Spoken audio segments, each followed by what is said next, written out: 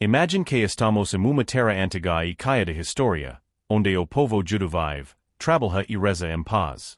Esse lugar é a Judea, uma região pequena, mas caia de vida. Mas, de repente, tudo comica a mudar. O poderoso Imperio Romano, que domina grande parte do mundo, comica a apertar o controle sobre a Judea, e o povo judo, que valoriza sua liberdade e suas tradições, se sente sufocado.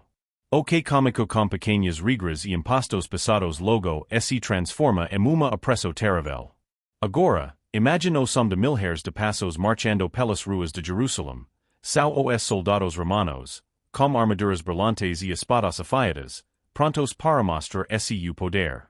Do outro lado, o povo judo está cansado e furioso, e dentro de cada nasce uma faísca de coragem. Essa faísca logo cresce, se transforma em fogo, e de repente, eles estão prontos para lutar pela sua liberdade, pelo seu lar e pela sua fé. Mas será que povo pequeno conseguiu enfrentar o exército mais poderoso do mundo? Será que eles vão proteger suas casas e suas famílias? Prepare-se, pois vamos embarcar numa história caia de bravura, sacrifício e medo. As guerras judaico-romanas não foram apenas batalhas de soldados, foram batalhas de povo inteiro, disposto a tudo para manter sua dignidade e liberdade. Se essa história já te prendo e você quer descobrir cada detalhe dessa luta épica entre o povo judo e o poderoso Imperio Romano, aproveita para se inscrever no canal e deixar seu like. Assim você não perde nada e nos ajuda a continuar trazendo histórias tão emocionantes como essa. Então, já deixa seu joinha, clica no botão de se inscrever e vem como gente para o próximo capítulo dessa jornada épica. Imagina que a Judea, uma terra onde os judeus viviam, era como lugar caio de riquezas e coisas boas para o povo, e os romanos estavam no comando desse lugar. Era tempo de paz e prosperidade, em que muitas pessoas podiam trabalhar, fazer negócios e viver bem. As casas eram cheias de comida, e as pessoas podiam adorar a Deus no grande templo de Jerusalém. So que essa paz estava prestes a acabar, e ninguém sabia que logo, essa mesma Judea que parecia tão feliz, se tornaria o palco de uma das maiores revoltas contra o poder dos romanos, mas essa vida boa não ia durar muito. Os judeus, que amavam sua terra e suas tradições, começaram a ficar cada vez mais irritados com o jeito que os romanos estavam mandando em tudo. Eles sentiam que não tinham liberdade para viver como queriam, e isso deixava todo mundo muito bravo. A raiva crescia como uma chama que comica pequena, mas logo se transforma em fogo enorme. Foi aí que alguns grupos de judeus decidiram se levantar contra os romanos, e essa foi a primeira de várias batalhas que eles enfrentariam para tentar defender o que era deles. Essas batalhas entre os judeus e os romanos não foram uma coisa rápida, como uma briga de rua. Elas duraram muitos e muitos anos, quase 70. E durante todo esse tempo, muita coisa mudou para os judeus. Cidades inares foram destruídas, e o coração de fé deles, a cidade de Jerusalém, acabou virando cinzas. Era como esse o lar mais importante que eles tinham, onde todos se reuniam para adorar a Deus, eram quedo de suas vidas. E depois de tantas lutas, muitos judeus tiveram que deixar sua terra e ir para lugares bem distantes, espalhando-se pelo mundo, mas antes dessas batalhas. Como havia uma mistura complicada de problemas que fez os judeus perderam a paciência com os romanos. Os judeus amavam suas crenças e tradições, e para eles, o templo de Jerusalém era sagrado, o lugar onde se conectavam com Deus. So que os romanos, que tinham o controle de Judea, começaram a se meter nas coisas do templo. Eles escolheram novo sumo sacerdote, alguém que os judeus acavam que não tinha nada a ver com sua fé. Imagine alguém de fora entrando na sua casa e mandando tudo sem te perguntar nada. Foi assim que eles se sentiram, e essa situação deixou o povo judo muito irritado e ainda mais decidido a lutar pela liberdade de sua terra e de sua fé dos romanos. Por outro lado, vimos essa resistência dos judeus como uma amiga. Eles acavam que os judeus estavam sendo rebeldes, tentando estragar a paz e a ordem que Roma queria em todos os lugares. Para os romanos, manter o controle era a coisa mais importante, então, eles começaram a tratar os judeus como problema, usando sua força. Bruta para colocar todo mundo na linha. Adescu lpa dos Romanos era que a religio dos Judias ia contra as crenkas romanas e caçava de sordum. So que, para os Judias, essa preseo e essa represseo soamentavam a vontade de lutar elam de tudo isso, os Romanos cobravam muitos impostos dos Judias, que já estavam cansados de que pagar tanto dinheiro sem ver nenhum beneficio em troca. Imagine você de que dar maior parte do seu dinheiro para alguém e ver esse dinheiro sendo usado em outra cidade, sem nada voltar para o seu próprio bero. Foi assim que os Judias se sentiram, enquanto trabalhavam duro na terra e cuidavam de seus rebanos, boa parte dos lucros ia parar direito nos bolsos de elite romana. Esse acumulo de injusticas foi como colocar lenha em uma fogueira. Os Judias sentiam que estavam sendo tratados como cidadãos de segunda classe em sua própria casa, e isso doía. O templo de Jerusalém ainda estava lá, como símbolo de sua identidade, mas, no fundo, el sabiam que sua liberdade estava sendo arrancada pouco a pouco, o que os deixava mais ansiosos para lutar pela própria terra. A situação ficou ainda pior quando procurador romano chamado Gizio Floro chegou para governar a Judea. Esse homem era muito corrupto e favoricia os gregos de regio, que também morava mali e neo se davam bem como os Judias. Gizio Floro permitia que os gregos provocassem os Judias sem punição, o que gerava muita revolta. Em uma ocasião, os Judias estavam reunidos em uma sinagoga para orar quando grupo de gregos fez algo ofensivo na entrada, sacrificando passaros e deixando o lugar impuro para os Judias. Furiosos, os Judias pediram ajuda a Gizio Floro para resolver essa injustiça, mas ele não fez nada. Na verdade, ele mandou prender as pessoas que tinham ido reclamar. Como esse não bastasse, Floro ainda tirou dinheiro do tesouro do templo de Jerusalém, dizendo que era para o imperador. Esse foi o limite para muitos Judias, que viram suas riquezas sendo roubadas e sua fé desrespeitada. A paciência dos Judias tinha acabado, e a revolta estava prestes a explodir. Foi então que grupo conhecido como os Zelotes decidiu agir. Eles eram Judias que não aceitavam de jeito nenhum dominio romano e estavam dispostos a lutar ato fim pela liberdade de seu povo. Esse grupo era radical e acreditava que a única maneira de acabar com o preso era expulsando os romanos de vez. Eles não queriam apenas uma mudança, queriam retomar a Judea para os Judias, custas o que custas. M66 DC, os Zelotes conquistaram a primeira grande ofensiva contra os romanos, atacando destacamento em Jerusalém e tomando o controle da cidade. Para os Judias, foi a momento da esperança e do orgulho, pois finalmente estavam enfrentando o poderoso Imperio Romano. Mas eles sabiam que os romanos não iam deixar isso barato. O imperador Nero, lá de Roma, ficou furioso ao saber de revolta e mandou dos seus generais mais temidos, Vespasiano, para resolver a situação e punir os Judias rebeldes. Vespasiano era experiente e sabia bem como lidar com revoltas. Ele tinha exercício enorme, muito bem treinado e equipado, enquanto os Judias, apesar de coragem, tinham apenas armas simples e improvisadas. A diferença de forças era impressionante. Vespasiano contava com cerca de 100,000 soldados bem armados, enquanto os Judias mal tinham metade disso e precisavam lutar como o que tinham. Mas, mesmo em desvantagem, eles estavam determinados a proteger suas famílias, seu templo e sua terra. A cada avanço romano, os Judias se espalhavam pelas cidades e vilarejos, tentando resistir de todas as formas. Era uma luta quase impossível, mas eles se recusavam a desistir. A batalha foi ficando cada vez mais brutal e desesperadora. Vespasiano, com toda sua experiência, usou táticas poderosas para sufocar os Judias, como cercos, onde os romanos cercavam completamente uma cidade para impedir que comida e água chegassem a as pessoas lá dentro.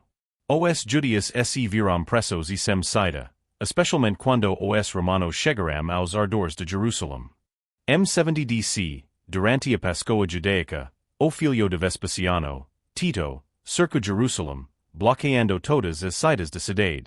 A situação era de horror, quem tentava fugir era morto e, para os que ficaram dentro, havia fome, se de uma constante amiga de morte. Dentro das murallas, o chaos aumentava. Grupos judíos diferentes comenzaram a brigar entre si, criando uma especie de guerra interna en cuanto os romanos se aproximavam. Cada vez mais cercados e enfraquecidos, os judíos sabiam que o tempo estava se esgotando. Finalmente, o momento mais doloroso chegou. Em setembro de 70 DC, depois de meses de cerco, o exército romano conseguiu invadir Jerusalém.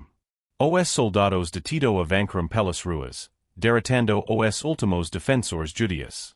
Quando chegaram ao templo de Jerusalém, aquele mesmo lugar sagrado que os judíos tanto protegiam e onde buscavam força e esperança, os romanos não tiveram piedade, o templo foi incendiado e destruído por completo. Para o povo judeu, era como se o coração de sua fé e cultura tivesse sido arrancado. A destruição foi total, não resto pedra sobre pedra, e Jerusalém vira ruínas. Os romanos não só acabaram como resistência como também enviaram uma mensagem ao mundo, ninguém podia desafiar o poder de Roma e ser impune. A derrota foi devastadora, e o povo judeu viu se espalhado por várias partes do império, longe de sua terra natal. Era o caminho de uma longa e dolorosa jornada de disperso e saúde de sua terra sagrada. Mesmo como a queda de Jerusalém e a destruição do templo, a resistência dos judíos não desapareceu. Eles continuaram lutando de diferentes maneiras, espalhados pela região e também por outros pontos do Império Romano. Muitos fugiram para lugares isolados, como fortalezas nas montanhas, onde se escondiam dos romanos e continuavam sua luta pela liberdade. Uma das últimas resistências foi liderada por homem chamado Bar Kokhba. Ele se apresenta como líder forte, visto como possível mexas para alguns que libertaria o povo judeu da opressão romana. Esse novo levante, conhecido como a revolta de Bar Kokhba, começou por volta do ano 132 DC, que 60 anos após a destruição de Jerusalém. Bar Kokhba e seus seguidores usaram táticas de guerrilha, emboscando os romanos e se escondendo em túneis e cavernas. Por tempo, eles conseguiram resistir, e parecia que os judíos finalmente estavam ganhando forças novamente. Mas os romanos, vendo que a revolta continuava a crescer, enviaram grande exército para acabar de vez com essa resistência, e batalha final foi terrível. A resistência liderada por Bar Kokhba chegou ao na fortaleza de Betar, local isolado onde os judíos esperavam resistir ao fim. Bar Kokhba e seus homens estavam determinados a defender a fortaleza a qualquer custo. Era uma luta pela liberdade e também pela honra de povo que já havia perdido tanto. Eles sabiam que se Betar quis, esperança de uma Judea livre estaria perdida. O cerco foi brutal. Os romanos cercaram Betar por todos os lados, bloqueando qualquer entrada de comida ou água, assim como haviam feito em Jerusalém anos antes. A situação dentro da fortaleza era desesperadora. Mesmo assim, Bar Kokhba e seus seguidores lutaram com tudo o que tinham. Cada dia de resistência parecia uma vitória, mas, como tempo, as forças começaram a fraquejar. Finalmente, em 135 DC, os romanos conseguiram invadir Betar. O massacre foi devastador, soldados romanos não pouparam civis nem combatentes. Bar Kokhba perdeu a vida defendendo o que restava de sua fortaleza, e o sonho de uma Judea livre se desfez. Como a queda de Betar, a última grande resistência judaica chegou ao fim, e o Império Romano consolidou seu domínio sobre a Judea, marcando o fim da luta pela independência. Como o fim de resistência em Betar, o Imperador Romano Adriano decidiu que era hora de garantir que uma nova revolta nunca mais acontecesse. Ele queria que a memória de Jerusalém e de Judea fosse apagada, como se aquele povo e aquela cultura nunca tivessem existido. Para isso, Adriano tomou uma decisão extrema. Proibiu que os judeus entrassem em Jerusalém, transformando a cidade em uma colônia romana chamada Ilha Capitolina. No lugar do templo, ele ordenou a construção de templo romano dedicado a Júpiter, o deus dos romanos. Além disso, Adriano tentou enfraquecer a cultura judaica, proibindo algumas práticas religiosas e mandando construir edifícios e símbolos romanos por toda a região. era como seele casesi apagar qualquer sinal de historia y dos tradicos judaicas de quel lugar. Com esses mudanças, muitos judeus foram obrigados a deixar sua terra, espalhando se ainda por diferentes partes do Imperio Romano e do mundo. Esse período de disperso ficou conhecido como diaspora, uma fase em que o povo judeu vivo longe de sua terra natal, carregando apenas a lembrança de Jerusalém e o sonho de retornar. Mesmo longe, eles mantinham sua fé e suas tradições vivas, passando sua história e suas crenças de geração em geração. Essa diaspora marcou profundamente o povo judeu, que agora enfrentava desafios neos para sobreviver, mas para manter sua identidade. Onde quer que estivessem, os judeus formavam pequenas comunidades, criando sinagogas e escolas para ensinar suas tradições, manter sua fé e passar suas histórias adiante. Mesmo longe de casa, eles se lembravam de sua terra, dos ensinamentos e da esperança de retornar a Jerusalém. Mas a vida na diaspora não era fácil. Em muitos lugares do Imperio, os judeus enfrentavam preconceito e intolerância. Os romanos, que viam os judeus como povo desobediente e difícil de contractar, muitas vezes impunham leis que limitavam o que eles podiam fazer, onde podiam morar e mesmo como podiam adorar a Deus. A opressão era constante, e memória das guerras judaico-romanas estava sempre viva nas mentes dos judeus. Ainda assim, o povo judeu resistiu, não com armas, mas com a força de suas tradições, de sua fé e de sua esperança. A história dessas guerras e de diaspora virou uma parte importante da identidade judaica, lembrete que, mesmo nas dificuldades, eles eram povo unido, cheio de resiliência e determinação. Essa memória os ajudaria a manter viva a promessa de retornar a sua terra e reconstruir o que foi perdido. Com o passar do tempo, essa esperança de retorno se tornou uma das partes mais importantes da vida do povo judeu. Onde quer que estivessem, seja nas cidades grandes do Imperio ou em pequenas vilas afastadas, eles carregavam consigo histórias sobre Jerusalém, suas tradições e a lembrança de seus ancestrais que lutaram com coragem contra o Imperio Romano. Cada oração, cada celebração e cada ensinamento era como uma chama que mantinha vivo o desejo de voltarem para a terra de seus antepassados. Os judeus transmitiam essa história para seus filhos e netos, e assim, geração após geração, a ideia de voltar para Jerusalém nunca desapareceu. Mesmo como disperso e as dificuldades, a fé judaica se manteve forte, e o templo destruído virou símbolo de perseverança e união. Enquanto isso, o Imperio Romano continua a crescer, mas o espírito do povo judeu era inabalável. E assim, apesar da distância, o sonho de ver Jerusalém restaurada se tornou fio invisível que conectava cada judeu pelo mundo. Cada sabia que, mesmo longe, fazia parte algo maior, algo que nemo tempo nemo os desafios poderiam apagar, o desejo profundo e inquebrantável de voltar para casa. À medida que os séculos passaram, o Imperio Romano enfraqueceu e, eventualmente, caiu. Mas o povo judeu continua, espalhado por terras distantes, mantendo suas tradições vivas e sua identidade intacta. Apesar de viver em países diferentes, adaptando-se a novas culturas e enfrentando desafios únicos em cada lugar, os judeus mantinham o coração voltado para Jerusalém. Para eles, não importava onde estivessem fisicamente, a ideia de lar sempre foi mais profunda do que fronteiras geográficas. Jerusalém, mesmo em ruínas, era o símbolo dessa conexão eterna. Como tempo, a lembrança das guerras contra os romanos e da diaspora se tornou mais que uma história, virou uma fonte de força. Em momentos de dificuldade e perseguição, muitos olhavam para o passado e viam a resistência de seus antepassados como uma inspiração. A coragem e a determinação daqueles que lutaram pela liberdade se transformaram em exemplos que os judeus seguiam para manter viva sua cultura, sua fé e seus valores. Mesmo que a vida fosse dura, o sonho de retornar e ver Jerusalém renascida nunca desapareceu. E assim, por gerações e gerações, essa esperança foi passada adiante, como uma promessa silenciosa e constante, aguardando o dia que se tornaria realidade. Essa promessa silenciosa de retorno e renovação permaneceu como uma faísca viva na alma de cada judeu ao longo dos séculos. Em épocas de festividades e orações, eles repetiam as palavras: no próximo ano, Jerusalem. Essa phrase era dita com esperança, mesmo quando o caminho de volta parecia distante e quase impossível.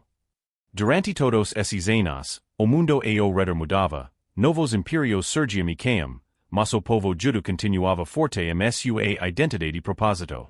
Cada história de coragem, cada lembrança das guerras judaico-romanas, e cada menqueo do templo destruído se misturavam com a vida cotidiana. As juracos mais novos aprendiam sobre a terra de seus antepassados e imaginavam Jerusalem, mesmo que nunca a tivessem visto. Para eles, Jerusalem era mais do que lugar, era símbolo de tudo o que eles valorizavam, fé, resiliência e unio. Assim, por mais que estivessem espalhados, havia sempre esse sentimento profundo de pertencimento a algo muito maior. Cada lar judeu, a memória de Jerusalem era como tesouro guardado, passado de pai para filho, mantendo a promessa viva e renovando a esperança de dia, talvez, caminhar novamente pela terra que seus antepassados tanto amaram e defenderam. E então, o impossível começou a parecer pouco mais real. Depois de séculos mantendo essa chama acesa, de repente, o mundo vai a movimentos e mudanças que dirão aos judeus uma nova esperança de volta para casa. Em muitos lugares, o desejo por lar onde pudessem viver suas tradições e sua fé sem medo começou a crescer. E esse sonho, que antes era mantido nas histórias e nas oracos, começou a ganhar força e formação en sireta. Com coragem e determinação, grupos de judeus começaram a fazer o caminho de volta para a terra de Israel. Não era uma jornada fácil, e o retorno estava cheio de desafios e dificuldades, mas cada passo era como uma vitória, pedaço daquela promessa antiga sendo finalmente cumprido. Aqueles que chegaram à terra começaram a reconstruir vilarejos e a reviver suas tradições na terra onde seus antepassados haviam andado. Esses retornos iniciais se espalharam, e cada família que chegava ajudava a trazer a vida ao sonho de tantos juracos. As palavras ditas ao redor das mesas, no próximo ano, em Jerusalem, começavam a se tornar realidade. As histórias das guerras judaico-romanas, de resistência e de diáspora ganhavam novo sentido. Cada pedra erguida, cada planta que o cultivada, era uma homenagem ao passado e molhar para o futuro, a prova viva de que a promessa de Jerusalem continuava forte e inquebrável. Com o passar do tempo, mais e mais judeus voltaram à terra de Israel, atraídos pelo chamado de sua história e movidos pelo desejo de fazer renascer uma nação que dia havia sido dispersa. A terra que antes era apenas lembrança e saudade começava a se transformar diante dos olhos de cada novo morador. As vilas cresciam, cidades floresciam, e Jerusalem, aos poucos, recuperava a sua vida. E assim, o que começou como pequenas comunidades logo se transforma em movimento maior, verdadeiro renascimento. Pessoas de diversas partes do mundo, vindas de lugares tão distantes quanto a Europa, a Ásia e a África, chegavam trazendo suas histórias, mas também a arranca de seus antepassados que haviam mantido viva a lembrança de Jerusalem. Cada família que retornava plantava suas raízes e se conectava ao solo que já havia sido passado por reis, profeta-se pela coragem daqueles que lutaram pela liberdade séculos atrás. Então, em momento que parecia sonho realizado, Israel foi oficialmente reconhecido como uma nação. Para muitos, era a resposta à promessa que havia atravessado o tempo. Jerusalem, a cidade que representava tudo o que eles haviam perdido e tudo o que esperavam, estava de volta, não apenas nas oracos e nas memórias, mas agora, mais uma vez, como parte viva da história. A promessa feita por juracos estava cumprida, e o povo judeu, depois de tantas lutas, voltava a chamar Jerusalem de lar novamente. E o que é dessa história caia de coragem e resistência? Se você ficou intrigado com a luta do povo judeu contra o Império Romano e quer ver mais conteúdos como esse, não esqueça de se inscrever no canal e deixar seu like. Assim você apoia nosso trabalho e fica sempre por dentro das próximas histórias épicas que vamos trazer. A gente se ve no próximo vídeo. 8 lá.